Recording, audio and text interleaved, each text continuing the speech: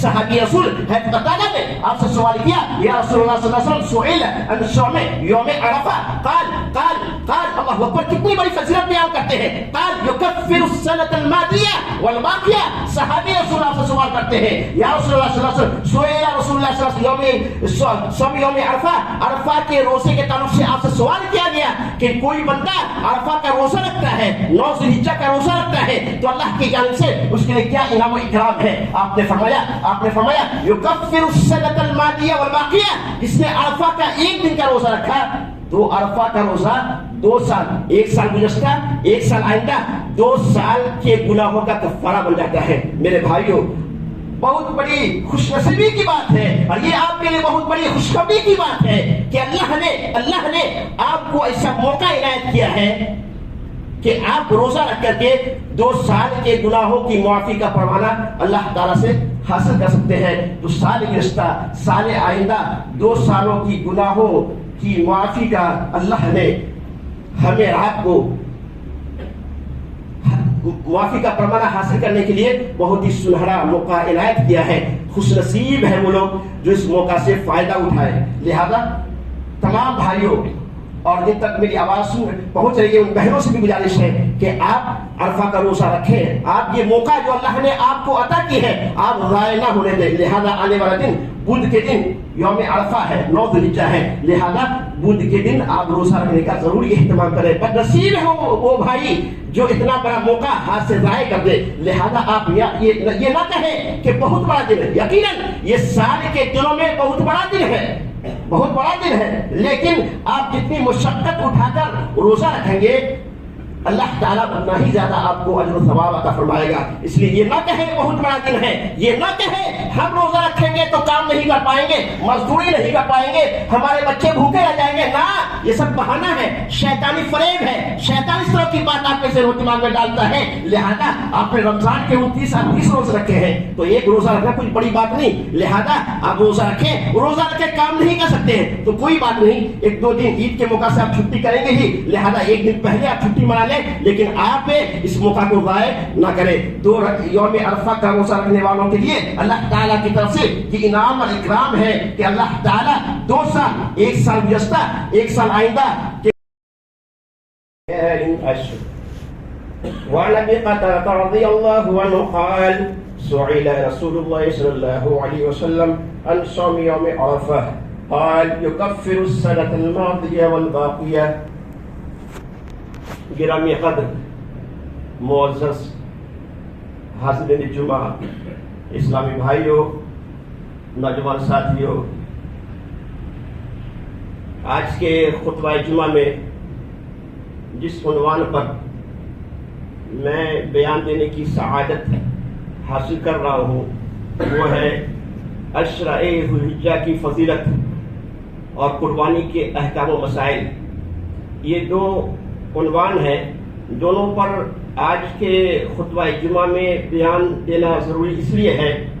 کہ یہ جمعہ عید سے پہلے کا آخری جمعہ ہے آج سے چند ہفتہ قبل عید سے پہلے کے 4 جمعے کے لیے میں نے 4 عنوان کا انتخاب کیا تھا نمبر 1 حج کی فرضیت اور اس کی فضیلت نمبر 2 حج کیسے کریں نمبر 3 عشرہ ذی الحجہ کی فضیلت نمبر 4 قربانی کے احکام و مسائل لیکن درمیان میں ایک صاحب چندے کے لیے آئے تھے اور انہوں نے ہی خطبہ جمعہ دیا جس کی وجہ سے ترتیب صحیح نہیں رہی اور آج ان دونوں عنوان پر حالات کی مناسبت سے بیان دینا میں نے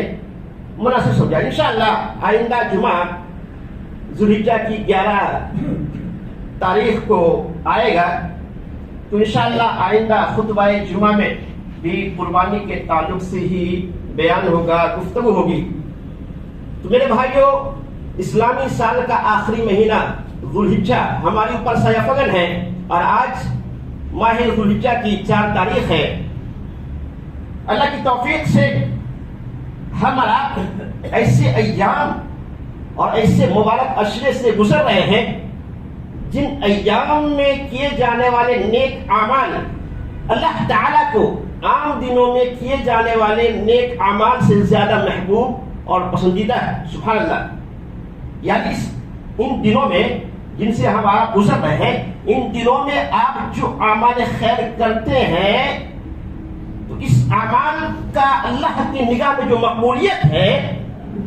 جو مقام اور مرتبہ ہے، وہ مقبولیت یا وہ مقام و مرتبہ ان ایام کے علاوہ دیگر ایام میں کیے گئے اعمال کی نہیں۔ ہر سال یہ اشرا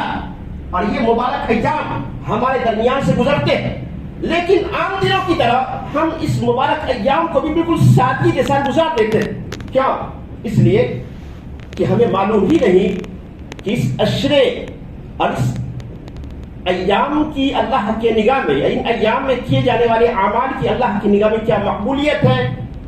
کس قدر اللہ کے یہاں یہ اعمال پسندیدہ ہے۔ اسی لیے میں نے مناسب سمجھا کہ آج کے خطبہ جمعہ میں اشرا ذو الحجہ یعنی ذو الحجہ کے پہلے اشرا اور پہلے اشرا کے 10 دنوں میں، یعنی 1 ذو الحجہ سے لے کر 10 ذو الحجہ تک کیے گئے اعمال کی کیا فضیلت ہے اس کو بیان کروں۔ انشاءاللہ ان دنوں کی فضیلت بیان کرنے کے بعد بتایا جائے گا کہ ان فضیلت والے دنوں میں آپ کو کرنا کیا ہے۔ کیوں؟ اس لیے کہ کسی بھی چیز کی فضیلت صرف سن لینے سے کوئی فائدہ، بولو کوئی فائدہ ہونے والا نہیں جب تک کہ اس فضیلت کو حاصل کرنے والے اعمال آپ نہ کریں۔ اسی لیے انشاءاللہ فضیلت بیان کرنے کے بعد یہ رہنمائی کی جائے گی کہ ان فضیلت والے دنوں میں آپ کو کرنا کیا ہے۔ اللہ تعالیٰ سے دعا ہے کہ باری تعالیٰ مجھے حق اور سچ بات کہنے، ہم تمام لوگوں کو حق سننے، حق باتوں پر عمل کرنے اور حق باتوں کو سمجھنے کی توفیق عطا فرمائے۔ اس سے قبل انشاءاللہ اس مرتبہ عید الاضحیٰ کی نماز 2 جماعتوں سے ادا کی جائے گی، اور پہلی جماعت 6:45 بجے ادا کی جائے گی اور دوسری جماعت 7:15 بجے ادا کی جائے گی۔ واضح رہے کہ اس پہلی جماعت صرف مرد حضرات کے لیے ہوگی، اور دوسری جماعت جو 6:45 بجے، جو 7:15 بجے، دوسری جماعت جو 7:15 بجے ادا کی جائے گی، اس میں مرد اور عورت دونوں شریک رہے گی۔ اور ایک دوسری بات یہ کہ آپ قربانی کی کھال یعنی چمڑا وغیرہ مسجد میں لا کر جمع نہ کریں، بلکہ مسجد میں لانے کے بجائے کسی مناسب جگہ آپ چمڑے کی کھال جمع کر دیں۔ اس اشرے کی فضیلت کے تعلق سے میں نے 2 نہایت ہی چھوٹی چھوٹی آیات اور اس کے بعد صحیح مسلم کے حوالے سے ایک حدیث پیش کی ہے۔ آیت کریمہ میں پہلی آیت سورہ فجر کی 2 آیت ہے۔ پہلی آیت میں اللہ نے فرمایا والفجر، قسم ہے فجر کی۔ اس سے مطلق فجر مراد ہے، کسی خاص دنوں کی فجر نہیں، لیکن بعض مفسرین نے لکھا ہے کہ اس سے ذو الحجہ کی پہلی تاریخ کی فجر مراد ہے، اور بعض مفسرین نے لکھا ہے کہ اس سے ذو الحجہ کی 10ویں تاریخ یوم النحر کی فجر مراد ہے۔ اللہ نے کہا والفجر، قسم ہے فجر کی، اور اللہ تعالیٰ جب کسی چیز کی قسم کھاتا ہے تو اس کا مقام اور مرتبہ بڑھ جاتا ہے، یا اللہ تعالیٰ محبوب چیز کی ہی قسم کھاتا ہے تو اللہ نے کہا والفجر، قسم ہے فجر کی، واللیال عشر، اور قسم ہے 10 راتوں کی، یعنی ذو الحجہ کی 10 راتوں کی قسم ہے۔ اور یہاں 10 رات سے مراد ذو الحجہ کی ابتدائی 10 دن ہے، ہاں، جس کی تائید عام علماء کے اقوال کے ساتھ ساتھ امام بخاری رحمۃ اللہ علیہ کی اس حدیث سے بھی ہوتی ہے جس کو انہوں نے صحیح بخاری میں نقل کیا ہے۔ صحیح بخاری کتاب عیدین باب فضل العمل فی ایام التشریق، اس باب میں امام بخاری رحمۃ اللہ علیہ نے سب سے پہلے عبداللہ بن عباس رضی اللہ عنہما کے اثر کو نقل کیا ہے، اس کے بعد عبداللہ بن عمر اور ابو ہریرہ رضی اللہ عنہما کے عمل کو نقل کیا ہے، اس کے بعد اس فضیلت اشری کی فضیلت کے تعلق سے صرف ایک حدیث انہوں نے نقل کرنے پر اتفاق کیا ہے۔ وہ حدیث کتنی جامع ہے انشاءاللہ بعد میں بات آئے گی۔ پہلے عبداللہ بن عباس رضی اللہ عنہما کے اثر کو سماعت فرمائیں۔ امام بخاری کہتے ہیں وقال عبداللہ بن عباس رضی اللہ عنہما واذکر اللہ فی ایام معلومات ایام العشر والایام المعدودات ایام التشریق، فرماتے ہیں کہ اللہ تعالیٰ کو گنتی کے چند دنوں میں یاد کرو۔ وہ کہتے ہیں ایام معلومات سے مراد ایام العشر ہے، یعنی ذو الحجہ کی 1 تاریخ سے لے کر 10 تاریخ تک کی ایام مراد ہے، اور ایام معلومات سے مراد ایام تشریق ہے، یعنی 11 ذوالحجہ سے لے کر 13 ذوالحجہ تک کے ایام مراد ہے. اور معلومات، معدودات، یہ دونوں الفاظ قرآن میں بھی موجود ہے. تو گویا 1 ذوالحجہ کی 1 تاریخ سے لے کر 13 تاریخ تک اللہ تعالیٰ کی تسبیح، تحمید، تکبیر کا بکثرت اہتمام کرنا چاہیے. یہی وجہ ہے کہ امام بخاری رحمۃ اللہ علیہ نے 2 صحابی رسول کے عمل کو نقل کیا ہے، عبداللہ بن عمر اور ابو ہریرہ رضی اللہ عنہما. ان 10 دنوں میں بازار جاتے اور مقصد کسی چیز کو خریدنا یا خرید و فروخت کرنا، سودا صرف لانا نہ ہوتا، الحمدللہ سبحان اللہ، بلکہ لوگوں کو اللہ کی تسبیح، تکبیر، تحلیل کی طرف راغب کرنے کے لیے بازار ان 10 دنوں میں جایا کرتے تھے. جبکہ عام دنوں میں آپ بازار نہیں جاتے الا ماشاءاللہ. بازار جانے کے بعد تکبیر کہا کرتے تھے، اللہ اکبر اللہ اکبر لا الہ الا اللہ واللہ اکبر اللہ اکبر وللہ الحمد. اور آپ کی تکبیر کے آواز کو سن کر دوسرے لوگ بھی آپ کے ساتھ تکبیر پڑھا کرتے تھے. البتہ تکبیر کے بارے میں صحیح روایت سے یہ ثابت ہے کہ عید الفطر میں نماز عید کے لیے نکلنے سے لے کر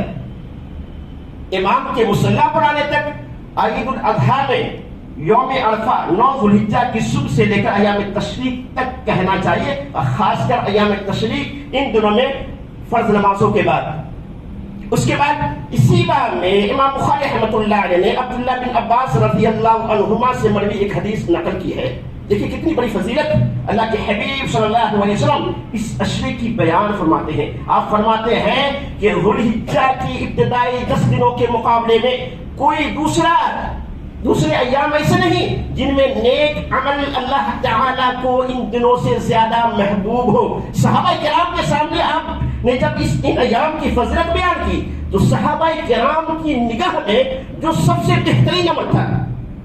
اس کا تذکرہ کرتے ہیں. ان کی نگاہ میں سب سے بہترین عمل جہاد تھا، کیونکہ آدمی جہاد کرتا ہے، اللہ کی راہ میں شہید ہو جاتا ہے تو جنت کی نعمتوں سے فیضیاب ہونے کے باوجود چھوٹا دنیا میں آنے کی خواہش کا اظہار کرتے ہیں تاکہ دوبارہ اللہ تعالیٰ کی راہ میں ہم قتل کیے جائیں. تو صحابہ کرام نے جب اللہ کے نبی صلی اللہ علیہ وسلم کی زبان مبارک سے عشرہ ذوالحجہ کے ان ایام کا تذکرہ اور اس کی فضیلت کو سنا تو کہا یا رسول اللہ صلی اللہ علیہ وسلم، کیا جہاد فی سبیل اللہ بھی نہیں؟ کوئی عام دنوں میں جہاد فی سبیل اللہ کرے، اللہ کی راہ میں جہاد کرے، اللہ کی دین کے رسول اشاعت کے خاطر اللہ کے باغیوں اور دشمنوں سے لڑے، تو کیا اس عمل سے بھی ماہ ذوالحجہ میں کیے گئے عمل اللہ تعالیٰ کی نگاہ میں زیادہ پسندیدہ ہے؟ سبحان اللہ. ہم کتنی سادگی سے یہ ایام گزار دیتے ہیں. کیوں؟ اس لیے کہ ہمیں معلوم ہی نہیں کہ یہ ایام کا مقام اور مرتبہ کیا ہے. بتانے کا مقصود یہ ہے کہ ان ایام میں آپ کی جو ذمہ داریاں بتائی جائے گی انشاءاللہ میں بتاؤں گا، اس پر آپ توجہ دیں اور کوشش کریں کہ ان ایام میں زیادہ سے زیادہ آپ اعمال خیر کر کے اپنے دامن کو نیکیوں سے پر کر لیں. آپ کہتے ہیں جہاد فی سبیل اللہ کا بھی وہ مقام نہیں ہے جو ان 10 دنوں میں کیے گئے اعمال کا مقام اللہ کی نگاہ میں ہے، سوائے اس مجاہد کے جو اپنی جان و مال کے ساتھ اللہ تعالیٰ کی راہ میں جہاد کے لیے نکلا اور کسی چیز کے ساتھ واپس نہیں آیا، یعنی شہید ہو گیا. تو یقیناً اس کا یہ عمل عام دنوں میں کیے جانے والے اعمال سے بہتر تو ہے ہی، عشرہ ذوالحجہ کے ابتدائی 10 دنوں میں کیے جانے والے اعمال سے بھی بہتر ہے. اب آئیے مزید اس عشرے یعنی ان دنوں کی اہمیت کو بتانے کے لیے ہم آپ سے اہم سوال اور اس کا جواب انشاءاللہ بتائیں گے. اس کو سماعت فرمائیں اور سبق کی طرح اس کو یاد رکھیں. آپ بتائیں کہ رمضان کا آخری عشرہ جس کی فضیلت آپ رمضان میں سنتے ہوں گے، رمضان کا آخری عشرہ بہتر ہے یا ذوالحجہ کا پہلا عشرہ جس سے ہم گزر رہے ہیں یہ بہتر ہے؟ امام ابن تیمیہ جو بہت بڑے محدث ہیں انہوں نے اس کا بہت ہی نہایت سنہرا اور عمدہ جواب دیا ہے. کسی نے ان سے پوچھا کہ رمضان کا آخری عشرہ بہتر ہے یا ذوالحجہ کا یہ پہلا عشرہ؟ تو انہوں نے دلائل کو سامنے رکھتے ہوئے فرمایا کہ رمضان کے آخری عشرے کی راتیں 21 رمضان کے بعد سے لے کر آخر رمضان تک کی جو 9 یا 10 راتیں ہیں یہ راتیں بہتر ہے، اور ذوالحجہ کی ابتدائی 10 دن، 1 ذوالحجہ سے لے کر 10 ذوالحجہ تک کی یہ دن بہتر ہے۔ اسی پر اکتفا نہیں کیا، نہیں بلکہ اس کی بہتری کی وجہ بتائی کہ آخر رمضان کے آخری عشرے کی 10 راتیں اور ذوالحجہ کی ابتدائی 10 دن یہ بہتر کیوں ہے؟ اس کی وجہ یہ بیان فرماتے ہیں کہ رمضان کے آخری عشرے کی جو 10 راتیں ہیں ان میں سے ایک رات شب قدر ہے، جو نزول قرآن کی رات ہے، جو رات 1000 مہینوں کی راتوں سے بہتر ہے۔ اس لیے رمضان کے آخری عشرے کی 10 راتیں بہتر ہیں، اور رمضان اور عشرہ ذوالحجہ کی 10 راتیں اس لیے بہتر ہے کہ اس میں یوم عرفہ ہے، یوم عرفہ ہے، 9 ذوالحجہ ہے، جس دن حاجی عرفات میں وقوف کرتے ہیں